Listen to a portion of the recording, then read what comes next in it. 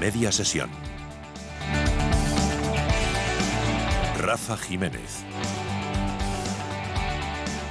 Hablamos en este tiempo de reflexión sobre cuestiones clave de hoy y del futuro con Luis Garbía, que es profesor de ICADE. Luis, bienvenido, buenas tardes. Buenas tardes, Rafa, encantado de estar contigo.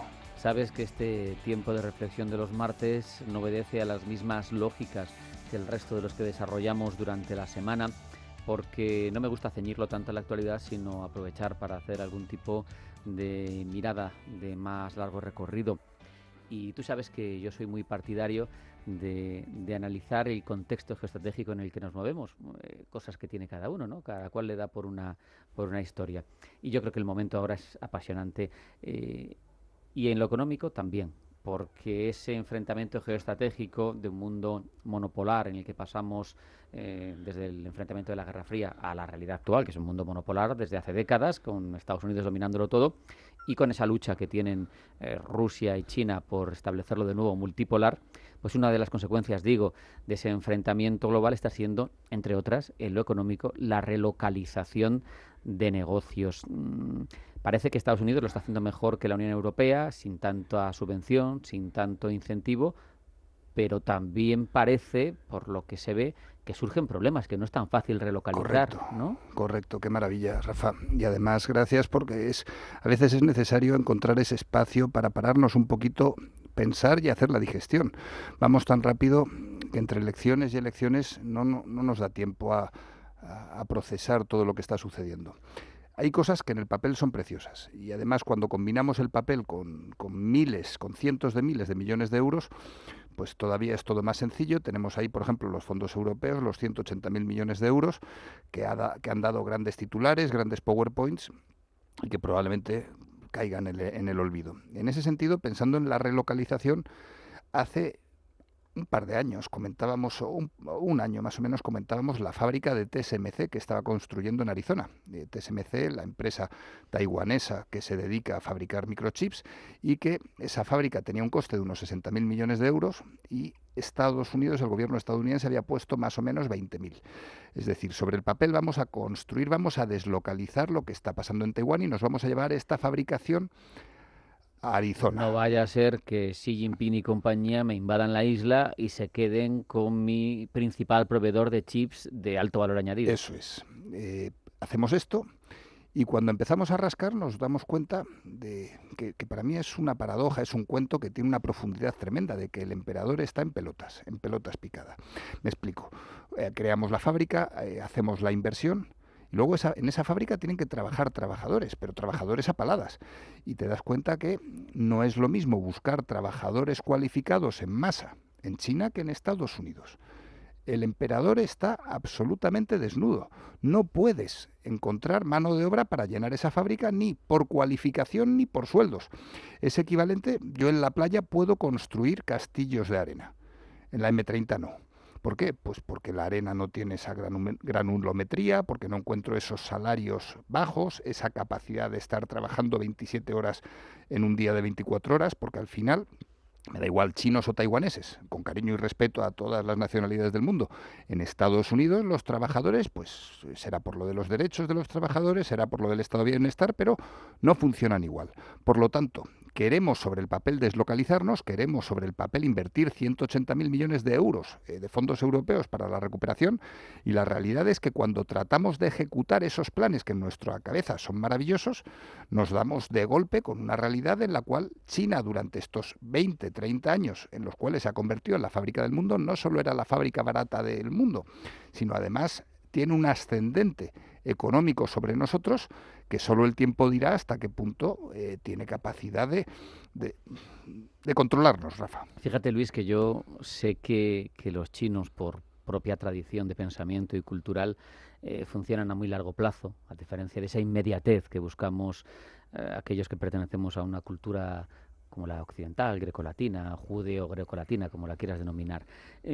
Yo no sé si a final de los 70 el pequeño timonel, Deng Xiaoping, sabía lo que iba a pasar, si estaba estableciendo las bases, configurándose como fábrica del mundo, sabía que iba a ahogarnos porque se iba a quedar con nuestra capacidad de producir la tecnología de la actualidad, del momento. Sócrates murió sin ver completada su misión. Lo mismo le pasó a Julio César y lo mismo le pasó a Jesús. Ellos sabían el impacto que iban a tener en toda nuestra cultura, ya no solo europea, sino mundial. Yo creo que no. Ellos actuaron pensando en lo que ellos consideraban que era correcto. Deng Xiaoping pasó un calvario tremendo. Estuvo trabajando en talleres, lo desterraron, vio y criticó a Mao. Hay que ver de dónde venía la propia China, no solo Correcto, Deng, correcto. de toda la revolución El cultural, propio Mao, la terrores. relación entre Mao con, por un lado, los rusos y por otro lado, con los gorriones. Por sintetizar un momento histórico que es apasionante. Al final somos hijos de nuestra historia. China, o sea, cuando miramos grandes distancias, pensando también por las pensiones españolas, el análisis demográfico es fundamental. Y yo creo que en este sentido huelga decir la población que tenía China, que sigue teniendo, el crecimiento, la población que tiene India y la población que tiene Indonesia. En este sentido, Mao puso unas bases, además unas bases que son, para mí son, desde un punto de vista económico, perfectas, en la práctica absolutamente absurdas en teoría. Es un país comunista en un mercado capitalista que coge lo mejor de ambos mundos, y cuando digo lo mejor es desde un punto de vista de eficacia. O sea, al final los derechos de los trabajadores da igual, pero tengo productividad a saco, vendo en un mercado global, y eso es lo que hizo Deng Xiaoping. Claro. Al final, lo que está recogiendo China ahora, piensa en Hong Kong, pueblo pescador, piensa en Singapur, piensa en Dubái también, pueblos que hace apenas 30, 40 años no eran nada. Piensa en África entera, países, ciudades enteras donde no había telefonía móvil, telefonía fija, han pasado de no tener teléfonos a directamente tener telefonía móvil. Es decir, han sido capaces de subirse al tren digital sin la mochila industrial, lo cual es absolutamente relevante. En este sentido, Deng Xiaoping no sabía lo que estaba sembrando, pero sí sabía que estaba sembrando algo. Y lo que tiene Internet, lo que tiene este mundo digital es que hace que tú siembras un poquito y puedas recoger los frutos de forma salvaje. El unicornio es un animal mitológico que en el mundo industrial no existía. ¿Qué es un unicornio? Pues es poner unas semillitas en un garaje y que de repente lo que has plantado tenga un valor, una capitalización de más de 1.000 millones de euros, 1 billion en inglés. O sea, ¿en el mundo industrial era posible sembrar unicornios? No. En cambio, Deng Xiaoping, ¿qué hizo? Pues puso las bases a su modo, no para un unicornio, sino para un auténtico país con fábricas. Es como una granja de unicornios o el país de los unicornios, pero visto siempre desde una perspectiva comunista, Rafa. Es tremendo, lamentablemente, por los derechos de las personas que allí viven, pero tienen todas las ventajas, ¿no? Porque tiene la flexibilidad del negocio de un sistema capitalista, pero a su vez la capacidad de reacción como país rápida y de ejecución inmediata de un sistema absolutamente autoritario. Por lo tanto, siempre te va a sacar ventaja. Nosotros estamos sometidos a elecciones continuas, cada 4 años, a escrutinio del electorado. Ellos deciden algo y lo ejecutan. Warren Buffett lo comentaba en su última carta a los accionistas, hablando sobre su posible sucesión. Él decía: yo quiero que una sola persona tome las decisiones sobre los más de 300.000 millones de euros que gestiono yo ahora y que va a gestionar el nuevo. ¿Por qué? Él hablaba también del error. Yo me puedo equivocar, pero si quiero sobrevivir en este mundo digital en el cual las cosas suceden rapidísimo, me puedo equivocar, pero el mayor error es no decidir nada y encontrar una parálisis de discusiones. Por un análisis entre comisiones, consejos de Europa, consejos europeos, eurogrupos, ahora que si meto a este, que si saco al otro, que si vamos a parar 3 meses, el informe de Draghi está muy bien, pero vamos a esperar a que haya elecciones en Francia, pero es que también las hay en el Reino Unido. Lo mismo el Brexit lo echamos para atrás. Vamos a ver si se resuelve solo. Eso es, el Brexit que seguimos, que no seguimos, y cuando nos queremos dar cuenta, en Europa pasamos de un deseo a otro deseo sin hacer nada, Rafa. Por cierto, ya que sacas a colación estos asuntos, vamos a seguir en el ámbito internacional, pero más cerquita. Hemos visto elecciones en Francia, ha ganado la izquierda aglutinada por Mélenchon, que apuesta por más impuestos y más gasto en un país que es la segunda economía de la zona euro, pero que tiene unas variables macro ahora mismo incluso peores que las de España, que ya es decir. Total, al final es el absurdo en este en el que nos hemos instalado. Acabamos de cerrar 14 años de gobierno Tory, en teoría conservador, y en teoría ese gobierno que miraba no sé por qué mira a la derecha, pero la derecha en teoría mira por algo que tiene que ver con la economía. Y empezaron esos 14 años con Cameron, que Cameron pues estuvo bien, se vino arriba, sacó lo del Brexit y la lió un poquito. Theresa May, Boris Johnson, y cuando pensamos que no podía haber nada peor que Zapatero, que Boris Johnson, aparece Liz Truss y el récord en 45 días es capaz de hacer saltar la economía del Reino Unido por los aires. Aquí Rishi Sunak me da mucho cariño. Soy del Atleti y siempre aquello de los perdedores pues les coges cariño. Con ese caldo de cultivo llegan los laboristas. Pues ¿qué va a hacer un laborista en el momento en el que llega? Con los problemas de la inflación, la falta de crecimiento, la inmigración. Pues decir, inversión pública, voy a hacer gasto. Y ojalá tengan los laboristas muchos años de buen gobierno por delante, porque al final, con independencia de izquierdas o derechas, lo primero, y estoy pensando en la política monetaria que necesita un país, es estabilidad, es confianza. Y sobre esa estabilidad y confianza, con independencia de que sean de derechas, de izquierdas, que además en el Reino Unido tiene una connotación, en España tiene otra, lo que necesitamos es estabilidad, y ahí vamos a ver, Rafa, cómo durante los próximos años, si consiguen trabajar de forma tranquila, pues les puede pasar algo parecido a lo que les está pasando en Portugal, por ejemplo. Hablamos de políticas expansivas, a pesar de las cuentas. En Francia nos preguntamos cuáles llevará a cabo Starmer en Reino Unido, el laborista, pero aquí parece muy claro lo que va a hacer el gobierno. Las mayorías ahora mismo no las va a tener complicadas para sacar adelante unas cuentas públicas porque tiene enfadados a los apoyos con los que cuenta en el hemiciclo, pero ya se habla de nuevo cuadro macro a aprobar en el Consejo de Ministros de aquí a una semana, de nueva senda fiscal. Recordemos que se la tumbó el Senado, pero que ellos han hecho la modificación procedimental para poder sacarla adelante con el Congreso, nuevo límite de gasto no financiero. Al final, en un país que no está cumpliendo, que está muy lejos de los requisitos que exige el Pacto de Estabilidad y Crecimiento, se espera que se pongan en marcha o que se preparen unos presupuestos más expansivos.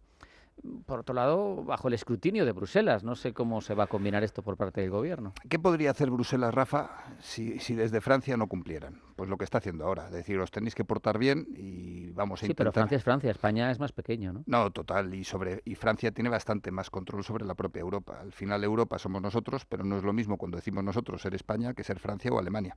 En ese sentido, yo creo que a Macron, para el marrón que tenía encima, le ha salido bastante bien la jugada. Él ya le quedan 3 años por delante, a Gabriel Attal le ha pedido el favor de que siga un año gobernando y de momento su incertidumbre personal, no la del país, la tiene más o menos resuelta. Ahora hay que ver la incertidumbre asociada con el país. Pero permíteme, Rafa, dar un pasito para atrás y conectar un poquito todos los procesos electorales que hemos tenido, porque siento una profunda envidia. Y además voy a ir uno por uno. En el caso de Francia siento una profunda envidia por la segunda vuelta. En una primera vuelta la soberanía nacional se viene arriba, salen los extremistas y vemos cómo en esa segunda vuelta te los quitas de encima o al menos quedan relegados al tercer puesto y Macron ha salido segundo. En el caso del Reino Unido votas a personas que además representan a tu distrito. Y parece ser que... Y les pasas factura. Eso si es. no responden. Son las listas abiertas. En España, en cambio, tenemos unos partidos que tú votas o a un color, al azul o al rojo, y como muchos sabes, ¿quién es el cabeza de ese partido? Partitocracia. Eso es. En el Reino Unido, si te meten el dedo en el ojo, puedes ir a llamar a la puerta física de la persona que te está metiendo en el dedo del ojo. Y en cambio aquí vemos las manifestaciones de Málaga de la semana pasada, la concejal como decía que esos que se estaban manifestando, que son los ciudadanos que en teoría la han votado, pues parecía que estaban un poquito mal de la cabeza, que había que atarlos y todas esas cosas. Estoy haciendo caricatura, pero al final la situación en España, siguiendo con la envidia. Alemania, el 5% de bloqueo contra los nacionalistas. Fíjate qué diferencia, ¿eh? Si en España tuviéramos eso, ¿qué congreso tendríamos y qué diferentes serían las aritméticas? ¿Y cuánto mejor representarían el global del país y de los 49 millones de españoles que somos? No estaría secuestrado la sede de la soberanía española por 1 millón de votantes. Y se nos llena la boca al decir que somos democracia o la democracia y todas estas zarandajas. Y luego ya, por poner la guinda de este pastel, Portugal. donde si hay un escándalo de corrupción, el gobierno socialista dimite, gana la contra, no hay quórum, tienen la mayoría, pero no es mayoría absoluta como para formar gobierno, y llegan a un acuerdo por el cual la lista más votada gobierna, y eso sí, vamos a tener que hacer acuerdos entre izquierdas y derechas, pero pactos de Estado que permitan que el gobierno funcione. Rafa, qué envidia más grande. Pactos de Estado, eso hace medio siglo que no se escucha hablar aquí en nuestro país. Qué envidia más grande, ¿eh? Es tremendo. Por cierto, sobre nuestro país, el asunto de las pensiones. Hemos hablado mucho, pero en concreto te quería preguntar por la narrativa que nos están vendiendo, porque hace nada presumían de hucha de las pensiones, una hucha de las pensiones que se ha llenado con recargos, con impuestos a cada uno de los trabajadores, no porque haya superávit en la gestión del sistema, que era en origen la razón y la forma de proveerse de dinero de esa hucha de las pensiones, que nos comimos en su momento, y ahora estamos viendo que lo que hacen es llenarla artificialmente a partir de lo que cotizamos cada uno de nosotros. Pero además tenemos problemas porque entre las soluciones que articula Escrivá, que ahora ya no está en ese negociado, pero que dejó su sello, pues está el macrofondo de pensiones, se desincentivan los planes de pensiones privados individuales, se montan macrofondos con un montón de compañías que no terminan de arrancar. Entonces, ¿en qué quedamos? ¿Cuál es la solución? Yo creo que al mismo tiempo que el Partido Socialista quiere mantenerse en el gobierno, tiene una disonancia grande porque quiere abandonar el gobierno y que el problema asociado con las pensiones se lo coma el que vuelva. El problema es que, como siguen en el gobierno, cada vez la bola de nieve asociada con las pensiones va creciendo más. Por un lado, el relato es absolutamente insostenible. Lo de los 7.000 millones de euros que está en la hucha de las pensiones, que además va acompañado con la vez que está más grande la hucha desde el 2008, es abiertamente, y siento la claridad, pero es la verdad, es mentira, es una estafa. Las pensiones son deficitarias. Pero muy deficitarias y cada vez más. Y esto no es un tema político de derechas o de izquierdas, esto es un tema de que si miramos la pirámide demográfica española, se llama pirámide, no es una pirámide, es una seta, y se están jubilando los que más han aportado. Hemos visto cómo hemos pasado de 9 a 10 millones de pensionistas, hemos visto cómo los que se están jubilando son los que más han cotizado, hemos visto cómo en apenas 10 años hemos pasado de 3 cotizantes por cada pensionista a tener ahora 2,1 y en 5 años estaremos en 1,5, y esto hace que las matemáticas no salgan. Hoy por hoy la diferencia entre lo que entra y lo que sale es de 20.000 millones de euros negativa. Y durante los próximos años veremos cómo esta diferencia crece. Si sumamos el déficit que acumula, pues salen 200, 300.000, 400.000 millones de euros. Pero no quiero hacer este número porque al final, si miramos los presupuestos generales del Estado desde una forma global, lo mismo sí habría, que es lo que estamos haciendo desde los últimos 4 o 5 años, transferencias para ir sosteniendo toda esta situación. El problema, hoy por hoy, no me parece la situación de las pensiones, sino el engaño al que pretenden someter a la población. Es decir, estamos negando el problema. El Titanic se choca contra el iceberg, nos estamos hundiendo, vale, pero por favor no neguéis que nos estamos hundiendo, vamos a pensar en botes salvavidas, vamos a pensar en tapar el agujero, vamos a pensar en achicar agua, pero por favor vamos a primero aceptar la situación que tenemos con las pensiones, que no nos sigan contando historias, porque además la ministra de Seguridad Social, yo tengo la sensación de que Escrivá salió porque sí que conoce la situación, y la persona a la que han puesto ahora en relación con las pensiones es una absoluta indocumentada, pensando en las declaraciones que está diciendo, porque si tuviera un mínimo de conocimiento del tema simplemente no haría estas declaraciones. Las declaraciones que está haciendo últimamente de la hucha de las pensiones y de todas estas cosas, Escrivá jamás las ha hecho, porque Escrivá sí conocía su negociado, vino de la AIREF e intentó poner los mimbres para resolver el problema. En este sentido, yo creo que el desconocimiento y el tratar de resolver, que no es resolver, o de decirle a la población que todo esto, no os preocupéis, todo va bien, estamos en el Titanic pensando en las pensiones, hemos chocado contra el iceberg y nos estamos hundiendo. Hay que buscar soluciones, Rafa. Nos queda poquito tiempo, 3 minutos. Te pregunto, ¿por qué, más allá de las narrativas que nos imponen, que es un hecho que influyen por los medios, por mucha capacidad de penetración que tienen muchos de esos mensajes públicos, pero ¿por qué las variables macro nos dicen que vamos bien, que vamos como un tiro, pero el ciudadano no ve eso en su bolsillo, en su día a día? Importante, las variables macro que nos venden. Es decir, la inflación, o sea, si el Ministerio de Economía trabaja para cubrir una serie de variables, pues el porcentaje de parados, el déficit, el PIB. Si nosotros trabajamos solo para cubrir unas variables, tenemos todo lo que tiene que ver con esas variables precioso y el resto de la casa hecha un absoluto desastre. Tú puedes llegar al crecimiento de dos formas.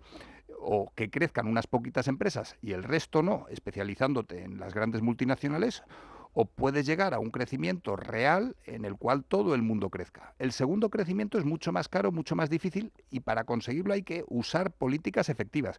En cambio, el primero lo consigues inflando con fondos a tus colegas, a tus empresas, a los que sabes de siempre que han funcionado así. Pues esto, Rafa, con todas las variables macro. Tenemos una foto macro que es maravillosa. ¿Por qué? Porque los que están gordos pesan mucho más que la media. En cambio, la media de la población, la clase media, está tendiendo a desaparecer. Vemos los datos de la pobreza, de hogares con más de, yo creo que son 2 millones de niños en riesgo de pobreza. O sea, son datos espeluznantes, 1 millón de hogares. Trabajadores pobres. Total. Que era algo que no existía en tiempos. Correcto. El salario mínimo para todos, pero con ese salario mínimo, pues, el tema de la vivienda. Al final, si nosotros nos esforzamos en buscar unos indicadores preciosos, lo hemos dicho muchas veces, lo he dicho bastantes veces en esta tertulia, Rafa, lo que estaremos haciendo es dejar un cadáver precioso, la famosa tanatopraxia. Cuestiones de eufemismos, se me ocurren los fijos discontinuos, se me ocurren muchas otras cuestiones, se me ocurre pues no tener en cuenta el PIB per cápita, sino el PIB global, que además se puede inflar con la generación de empleo público, con la generación de deuda. Los tweets, Rafa, el dato, dicen, mata al relato. Qué frase más bonita. Pero es que luego al final, si solo te fijas en los datos que te interesan, acabas creando un relato que acaba matando a la realidad y a muchas familias. El problema es que es bonito lo de los tuits. Óscar Puente, qué bueno eres, pero dedícate a la comedia, no te dediques a ser ministro de un país. ¿Cuál es la idea? La idea es que necesitamos tranquilidad, entender los problemas y desde una perspectiva técnica tratar de resolverlos, no un espectáculo bochornoso que nos acabe colocando en la cola de Europa, Rafa. Y sobre todo porque al final es gente, son personas, son familias, son niños, son ancianos que tienen problemas a pesar de los titulares. Luis Garbía, profesor de ICADE, siempre es un placer hablar contigo y reflexionar tranquilos en este tiempo de los martes. Placer compartido.